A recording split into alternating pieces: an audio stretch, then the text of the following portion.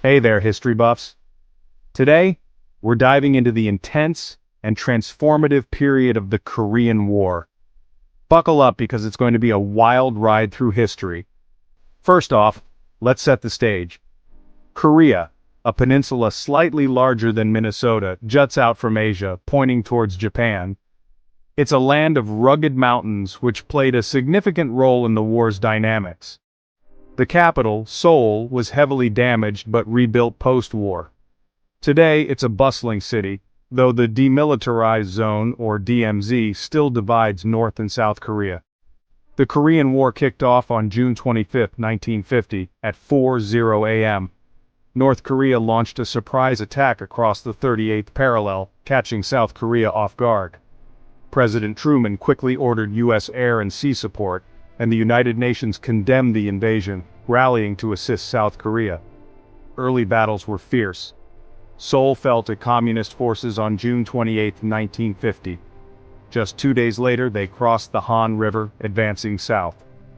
The U.S. 24th Infantry Division was airlifted from Japan, initially met with cheers, but soon faced brutal combat, like the Battle of Osan. Key locations like Busan became crucial ports for receiving troops and supplies.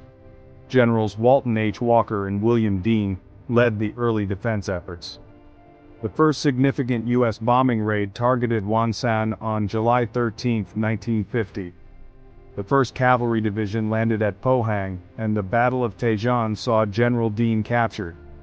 Despite the chaos, UN forces held the Pusan perimeter. The tide turned with the daring Incheon landing on September 15, 1950.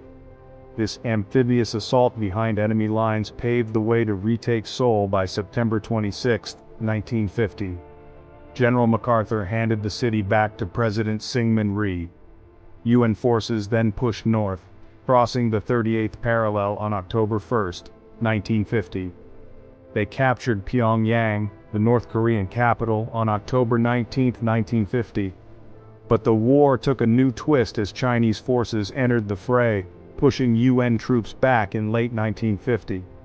The brutal winter battles, including the Battle of Chosin Reservoir, were particularly harrowing. Renewed fighting continued until an armistice was signed on July 27, 1953, establishing the DMZ. Operation Big Switch, a prisoner exchange, began shortly after.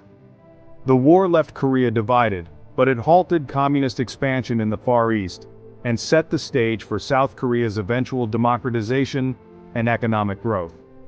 The Korean War Legacy Foundation and History, HIT, offer extensive resources and documentaries on this pivotal conflict. Check them out to dive deeper into this significant chapter of history. Thanks for watching, and don't forget to like, share, and subscribe for more historical deep dives. Catch you next time.